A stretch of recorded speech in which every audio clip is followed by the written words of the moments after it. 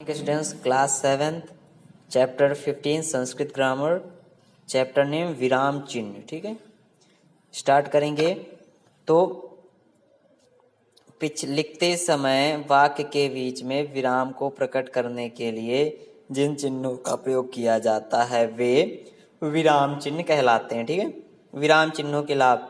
विराम चिन्हों के प्रयोग से न केवल रुकने के स्थान का पता चलता है अपितु वाक्य के अर्थ को समझने में भी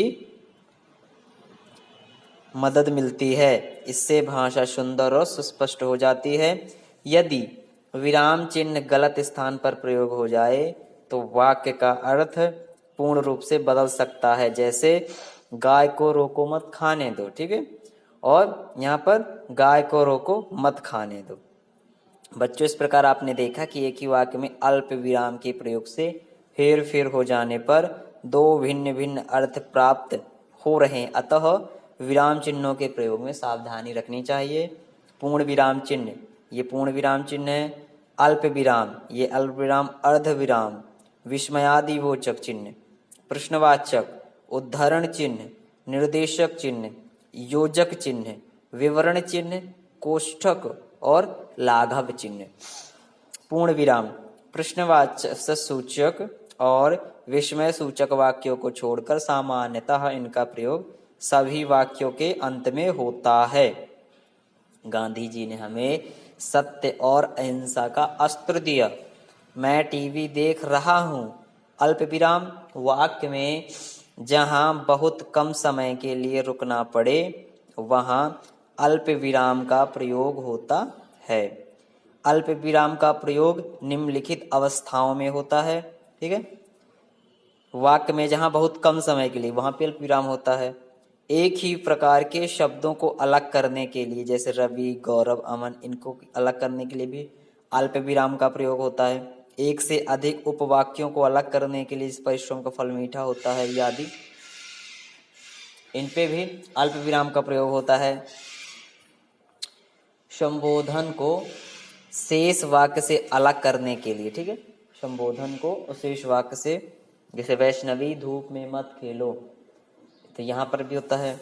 हाँ या नहीं के बाद, जैसे हाँ वह यहाँ नहीं था, नहीं मैं आज दिल्ली नहीं जाऊंगा। ठीक है, इनमें भी अल्प विराम का प्रयोग। अर्ध विराम पूर्ण विराम से कम और अल्प विराम से अधिक समय तक रुकने के लिए अर्ध विराम। पूर्ण विराम से कम हो और अल्प विराम से अधिक, तो वहां पर अर्ध विराम का प्रयोग होता है। जैसे जब दो उपवाक्य आपस में संबंध हो, जो आज है हो सकता है वह कल ना हो, तो यहाँ पर अर्ध विराम। दो भिन्न उपवाक्यों में अधिक जोर देने, जैसे आप खूब मन लगा करके पढ़ो, परीक्षा निकट है। विस्मयादि बोधक शोक, घृणा, हर्ष, आश्चर्य आदि मनोभावों को प्रकट करने वाले शब्दों को विस्मयादि बोधक चिन्हों का प्रयोग होता है। जैसे वाह कितना सुंदर चित्र है। ठीक है, विस्मय है, इसमें आश्चर्यचकित है। और अरे तुम यहाँ कैसे, हाय मैं लुट गया। प्रश्नवाचक, जिन वाक्यों में कोई प्रश्न पूछा जाता है उनके अंत में प्रश्नवाचक चिन्ह। आप क्या कर रहे हैं, तुम्हारे साथ कौन आया है, तुम कहाँ जा रहे हो। उद्धरण चिन्ह, ये निम्न प्रकार के होते हैं। इनका एक है उद्धरण चिन्ह, दोहरा उद्धरण चिन्ह।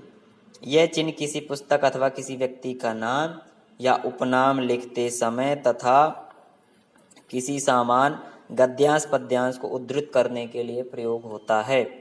रामचरितमानस, जैसे गोदान, वर्षा हो रही है। ठीक है, इंपॉर्टेंट चीजों पे ये ऊपर लगाया जाता है। दोहरा उद्धरण चिन्ह, यह चिन्ह किसी के कथन को ज्यों का त्यों लिखने के लिए प्रयोग होता है। ठीक है, शास्त्री जी ने कहा जय जवान जय किसान। ठीक है, फिर तिलक ने कहा स्वराज्य मेरा जन्मसिद्ध अधिकार है।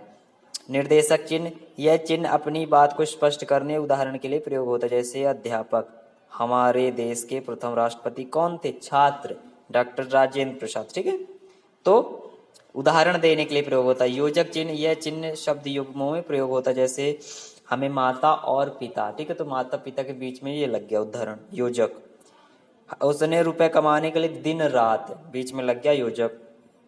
विवरण चिन्ह, यह चिन्ह किसी विषय को समझाने अथवा सूचना निर्देश देने के लिए प्रयोग होता है। भाषा के दो रूप हैं, मौखिक और लिखित। भारत के प्रमुख नगरों के नाम, दिल्ली, मुंबई, कोलकाता और चेन्नई। कोष्टक, यह चिन्ह कठिन शब्द को स्पष्ट करने तथा क्रम सूचक अंक के साथ प्रयोग होता है।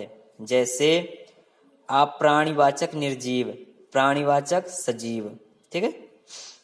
तो निर्जीव और सजीव कोष्टक में रखने के लिए प्रयोग होता है, ठीक है। कोष्टकवाचक अन्य दो कोष्टक है, ये प्रयोग मुख्यतः गणित विषय में होता है, इनका गणित विषय में।